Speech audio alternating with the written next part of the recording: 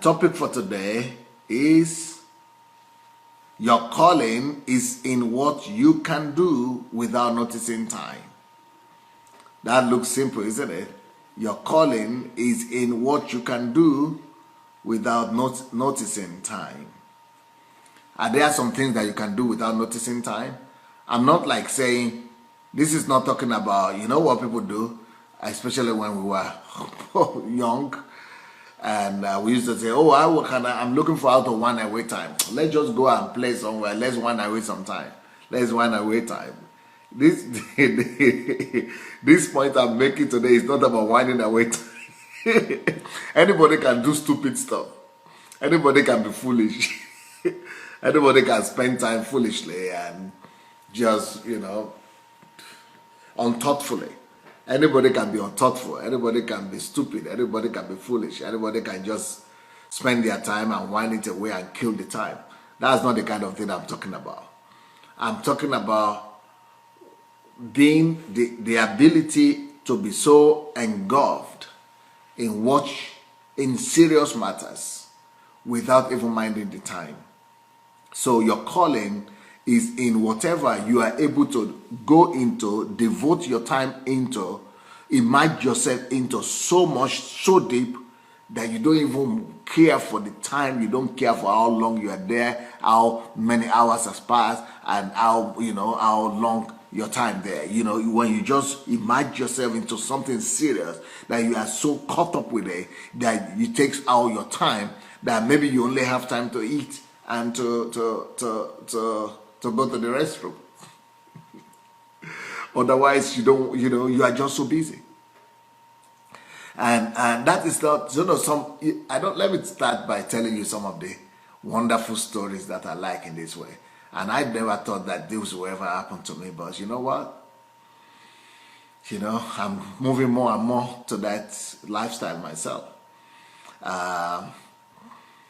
There is a story that is told of Thomas Edison, but not just Thomas Edison. But let me start with the story of George Washington Carver. George Washington Carver is one of the greatest inventors in the world that has ever lived. In fact, he's my own greatest inventor. Thanks to George Washington Carver, I got to know the secrets of invention. And that's why I'm so convinced that I can invent. And inventing it's not a big deal. George Washington Carver is a black man, a son of a slave, who was actually a slave himself, a former slave, and who sent himself to school, got himself educated in a very dramatic situation in America. But that slave boy was eventually to be the one to rescue the economy of the southern part of the South in America, southern part of America. So instead of going to gather all the GOs of America to do conference and prayer meetings in the stadium, when the economy of America hit a bottom low, because there was a law that canceled slavery, and when they let all the slaves go, there was nobody to work on the fields, and only a few people. So there was nothing to do. The economy just collapsed, and then also the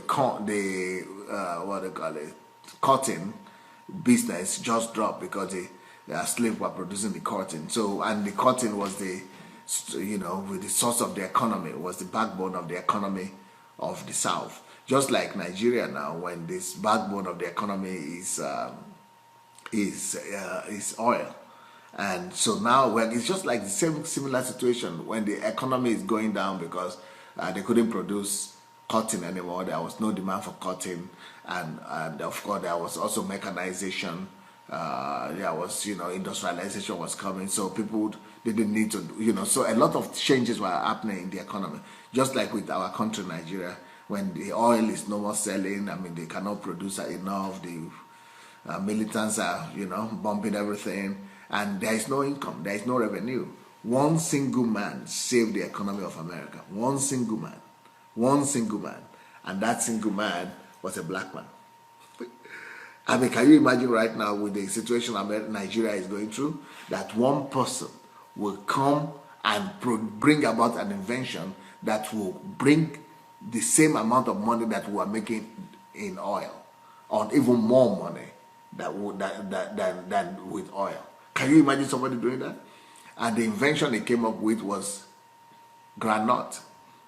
Granite. He used granite to produce more money than cotton, than, like we say, oil can produce. One man. He was led by the Spirit. He was so close to God, friendly with the Holy Spirit.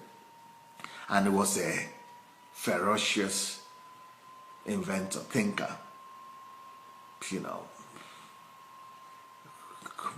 he was innovator. Was a great man.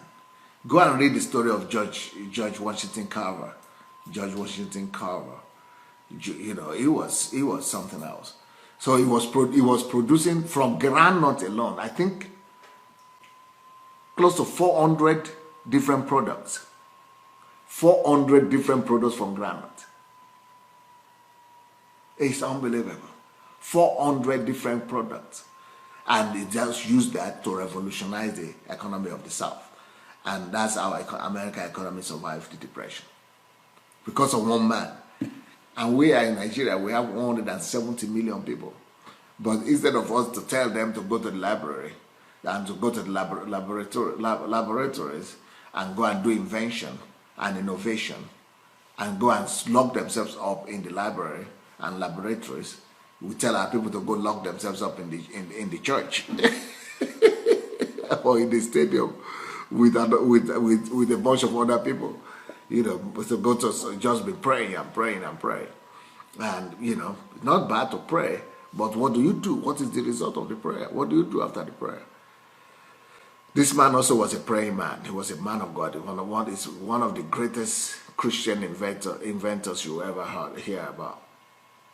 And he was a praying man. He was a believer, strong believer. And he did everything through his relationship with the Holy Spirit. But, you know, today, they just tell us to pray, pray, pray, and wait for God to come and do it. And that was the difference between the praying men of those days and praying men of today. The people who prayed that time, they prayed and went out from the place of prayer to go and do it, what they have prayed about, to go and perform it, to go and make the miracle happen. They are not waiting for God to make the miracle happen. Well, that's not what I wanted to tell you about George Washington Carver. The story about George Washington Carver is this. The man was such a workaholic, even though he was a Christian. So this is a departure from a lot of what Christians are doing today.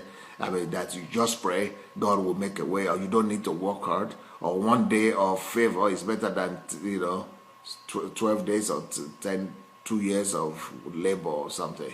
Some funny quotations, some funny, indolent thoughts and sayings that Christians have come up with, that one day of favor is better than 10 years of labor. If you don't labor, you don't get any products. You don't get any reward. You don't get any results. You don't get any products. You need time to produce any products. You need time to produce any service. You need time to do quality. You need time to be able to do anything competitive. You need time to be able to produce anything worthwhile. Anyway, so what you remember the topic of today is that your calling is in whatever you can do. Whatever you are doing, that you could immerse yourself so much in that you don't even remember the time. I mean, whatever it is that could take your time, so that you could put yourself in, that you could immerse yourself in, that you could so much, immerse yourself into and dedicate yourself to be doing something constructive and productive to the extent that you don't notice time. So whatever you can do without noticing time is your calling. Whatever you can do without noticing time is your calling. Whatever you can do without noticing time. So that's why I started to talk to you about, George Washington Carver. George Washington Carver is one of my big loves. It's one of the loves of my life. I cannot get tired reading about him. I cannot get tired reading about him. It's my love story. It's my love story. And anyway, George Washington Carver, one of the things that he did is that he would go, he was so convinced about invention. He was so serious about contributing something to his world. He was so busy inventing, studying plants, leaves, plants, and nature that he didn't have time to marry. He didn't have time to marry. He didn't have time for women. He was so caught up with it that he was so busy. So when you are so busy as not to notice beautiful women, then you are very busy. Then you are really called. Most men are not like George Washington Carver. Most men notice women, even if they are scientists or even if they are inventors. They still notice. They still have a little bit of time to notice beautiful women, but not George Washington Carver. George Washington Carver was so much in love with science. He was so much in love with plants. He was so much in love with nature. He wanted to get the secret of nature. He wanted to get the secret of plants. He was so caught up with invention and with creativity, with innovation, that he was a genuine inventor. He was a genuine scientist. He was such a scientist that he gave his all for it. So whenever when we were in secondary school and we were young, and those boys who never had time for girls, we used to call them crazy. Now I know better. I know better. If you know anybody, if you have any contact with youth, with young people, and maybe your son or your children or your siblings or your family people, or you are a teacher, and you know the way they used to mock, and even parents and adults used to put pressure on those young men and tell them, you are not living your life, go find something interesting to do, go find a girlfriend, go find friends, go do this. Why are you just reading?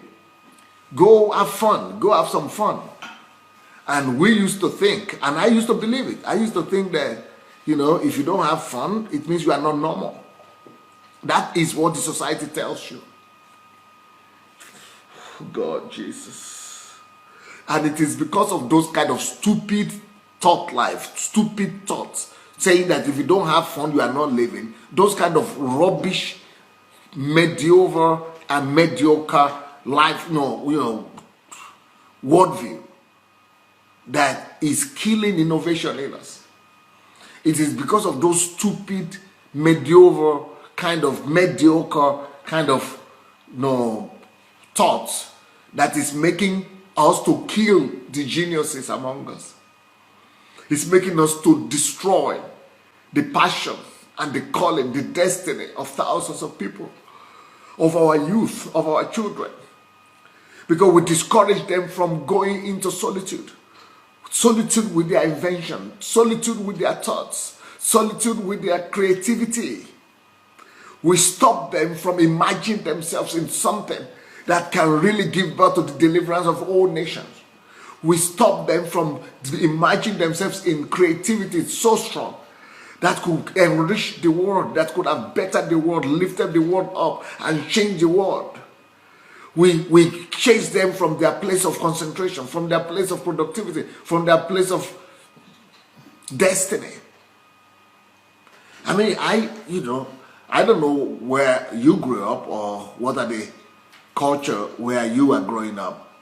But where I grew up, in fact, the reason why I started having girlfriends and partying and doing all the discotheque is because of that mindset, that, you don't live a boring life. We thought it was a boring life. You don't live that kind of fun life, fun-driven, pleasure-oriented lifestyle. I didn't know that is the bankruptcy lifestyle, to be looking for pleasure, looking for boyfriend, girlfriend, and discotheque and dance. That is vanity upon vanity lifestyle. Lifetime of frivolousness. Trivial lifestyle. And even the adults, even the teachers will push you into that kind of lifestyle and tell you, go and have fun. And you are not enjoying life. You are not enjoying life. What are you doing in your life? Go and enjoy life. There were some good guys that just like to be alone. There were some good guys that just like to be studying, to just be, to be thinking. But in our culture, I mean, I read one comment yesterday by, I think it's someone who is not African, and I think she used to go to an African church, and she said, I stopped going to African churches. I said, well, I mean, the person is writing in my comment, and she said, why? Because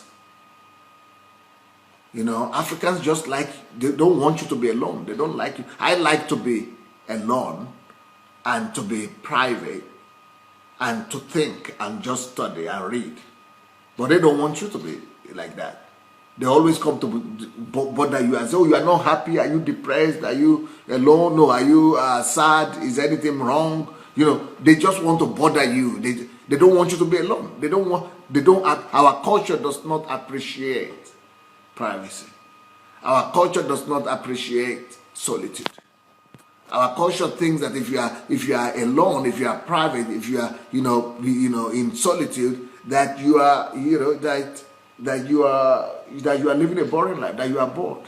So they want to help you. They are thinking they are helping you. They put pressure on you. They come and be dragging you through and be pushing pressure on you to get out of solitude. To get out of solitude. So it's crazy. So I'm saying this just to be able to help somebody up there, that the way we spend our time is a pointer to our destiny. And if you see a young man that is spending his time in something that takes away his time, in something that is so engulfing to him, that is so involving for him, that is making him to do something constructive, maybe to study, don't you ever touch him or her. I used to, let me tell you a little bit about myself. I always get emotional talking about myself. It's not a good thing. But sorry for that. I told the story already that I never could read till I was 10 years old.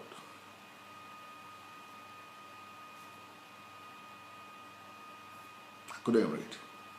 10 years, I was in class 4 or so, or class 5 before I could begin to read.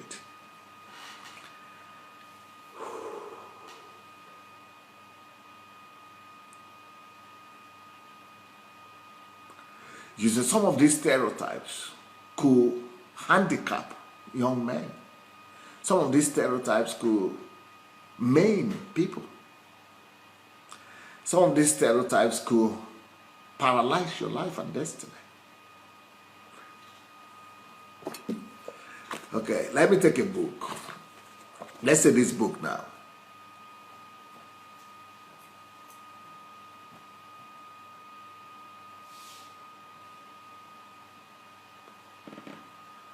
If this is and there, somebody will tell me this is and, A-N-D. And I will say, why and? You just taught me that it is A, B, C, D, E, F, G, A. Because they taught me alphabet, and I caught up the alphabet. I could remember the alphabet. I got alphabet. But when you write it, you don't call it A, you call it and. I say, how and? But it's A. Why should you say it? You just told me it is A. Are you not the one who just told me it is A? So when they write Papa, they say Papa. I say, no, I don't understand. Okay, I will say it if you want me to say it. That it's Papa, P-A-P-A. You want me to say it's Papa? Okay, I will say it's Papa. But I don't say that this is Papa. They say, instead of explaining it, they just begin to beat me in the head. She hit me in the head and say, you are dull, you cannot read. Everything I read is questionable. I want to question it. I want to say, but this is not the way it's written. What is written is pay. You say it's A, P-A. You say A, B, C. If it's A, it's pay. But you now telling me it's Papa. So my mind couldn't come around with. That's why I was not good in mathematics. Because I couldn't understand why you just tell me, go and read the formula here and copy it so you do that. I want to think of other ways to do it. Why don't you allow me to think, come up? I want to come up with a way of resolving, not just copy what other people have said or what other people have already discovered. It's always not interesting for me to just use what other people have discovered. I don't know if you people get it. You know, it's not always interesting for me to just follow the rule. Just say, okay, just do this. I feel I'm being violated, that I'm not a human being. That's the way I always felt from childhood.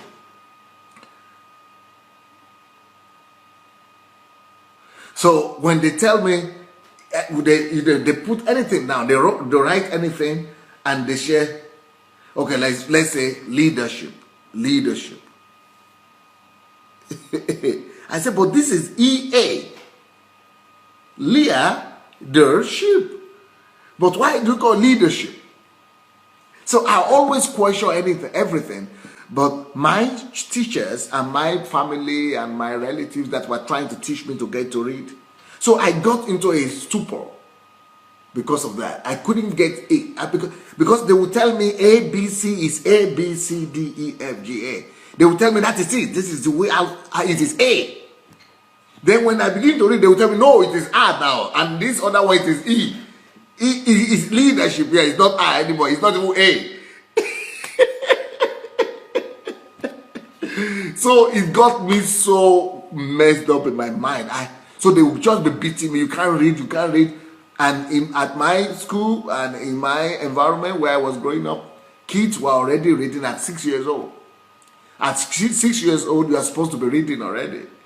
And they just kept on beating me. I couldn't read. They would take me to the next class, class 2. I didn't even know how I got there. But still, I would not be able to read. Because of that confusion in my mind, I would always be having questions. And because I was not reading, because I couldn't read because I couldn't think straight, like just in the line, straight line thinking. And I didn't know that was even the problem. Now it's just recently that I discovered that. But they had only one explanation.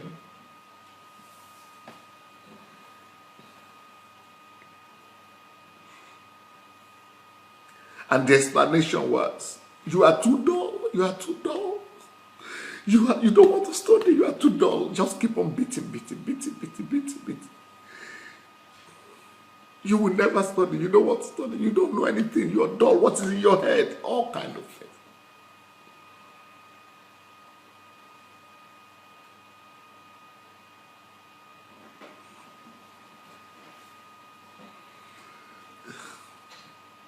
At the end of the day, when I was grown up, I just decided that, okay, I will just do what they tell me to do. They're going to kill me. I didn't know that what I was having was actually a different way of studying. I never knew that I had critical thinking. I had a critical mind. And my own style of study was through critical thinking. Not seeing things in the ordinary way. Not following the chart, not following the path that everybody follows. And if you see my teaching, if you listen to me, if you are one of the people listening to me, you will discover that Pastor Sunday talks differently. That Pastor Sunday reasons differently. You will discover that I bring out things other people don't see. That is as a result of my critical thinking. And that's the way I learn. That is just my nature. I've got to study. I've got to understand everything for myself. I don't just repeat what other people are saying. I don't just follow what other people are saying. I've got to study it. I've got to agree with it before I repeat it. I've got to know it's right. And I've got to look at it from every angle. I've got to get to the truth by myself. But I was almost killed for that. But it is because they used to just say in that time that you can only study two ways. Either you study by what you hear or by what you see. Visual and, sound. So they will show me the house. I see the house, but they will say I should pronounce it opposite of what is written in my own mind. But my own way of thinking and learning was through critical thinking. But they couldn't appreciate that. I needed to follow. So that's why I was not good in mathematics as well. And in mathematics, they would just say, there is a formula that was given to you last week. So that formula is what you use for all these things. How can I just use one formula that is just, okay, this other one is this formula, this other one. So how can I just be using something that is already made, got by somebody, and then use it to apply to? Because I didn't know that, yes, that's for some people. That is okay. But that is creativity too. You could take that to do another thing, to create, to discover different formulas and all that. So that's what I wanted to. I wanted to discover different formulas. I got the formula you gave me, but let me use this formula and create my own. That's what I wanted to do. Okay, I got it. You gave me this formula. I'm not against it. Let's use it to resolve this. But in resolving the other thing, I want to now approach it, use this formula and get my own formula. But they said, no, you are wrong. And they begin to beat you again.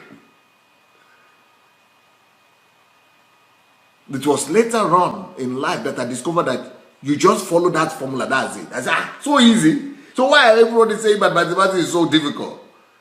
I discovered that it's too easy. I thought I needed to come up with the answer. But now I didn't need to come up with any answer. I just need to remember. I didn't know that mathematics is so easy like that.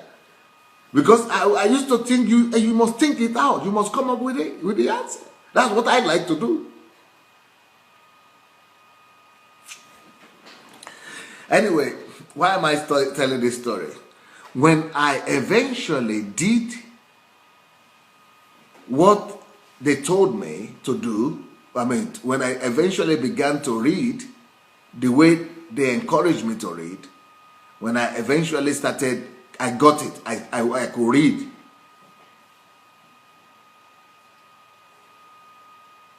I could read eventually.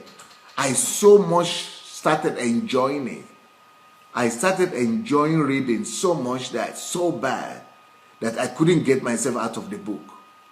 I couldn't get book out of my hand. I started reading. I was so happy. I did it. I was so happy. I was so satisfied. I was getting so much knowledge that, my God, I wanted to stay in the house the whole day just reading. I would have holidays for 3 months, and I would just like to stay in the house for 3 months just reading different books. But because I was in the village, my grandmother would not allow me to just sit down and be reading. It's like I'm lazy.